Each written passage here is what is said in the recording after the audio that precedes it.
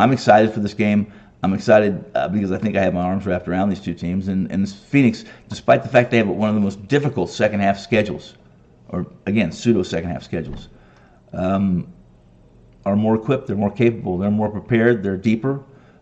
Not deep, but I mean in the 6th and 7th spot, second rotation, and definitely in the first 5. The Suns are the more versatile team. Quality depth, as I just mentioned, they trump that of the Mavericks. Just the mention of this, or this situation outline as such, speaks to how important it is for Dallas to have Doncic on the floor. He's played far too many minutes.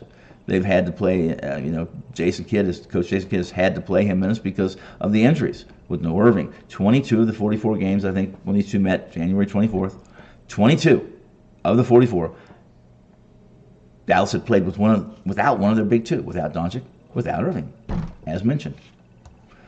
Unlike the Suns, the Mavericks are overly dependent on the three. The Suns, while their metrics are elite, shooting the three, shot selection is by far much better than Dallas's overall this season.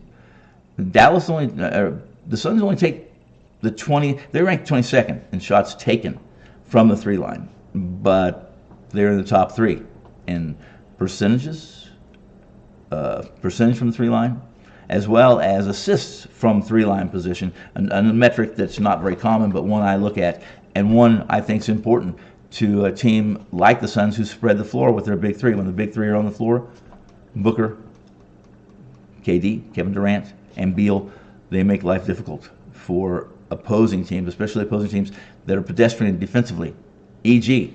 the Dallas Mavericks. The Mavericks are going to be whole. They're going to be whole. Doncic, Irving, Green, Washington, Gafford. They'll be on the floor in center circle. American Airlines for the start of this 7:30 p.m. Eastern Time game, 4:30 real time, Vegas time game. The Suns, again, more versatile, the two squads, with a handful of players that can rotate and defend Luka. They can throw bodies at Luka, and they will, as they always do. The last matchup between the two, less than a month ago, as I've mentioned, the Suns win by 23 with Booker having a huge game, 46 points.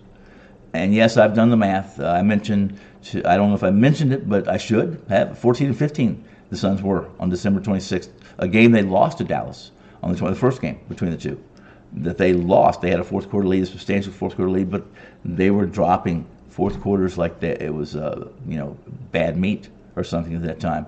Just recently have they kind of solved that with the addition of Beal and Beal being healthy and dominating the point, Booker being at point as much as Beal, maybe more. So I'll wager a guess even that every single Pacific Ocean sunset TV on Thursday getting ready for this game to be played in Dallas, the first of 2 of the TNT, are going to be expecting a game that plays to the handicap. 3-point spread, right? A big total, 243 and change.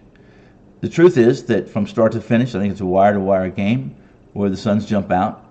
They put Dallas in a position where they're having to shoot more threes than they want to, not utilizing the talents they have or taking advantage of some of the holes and the cracks in the Suns' defense.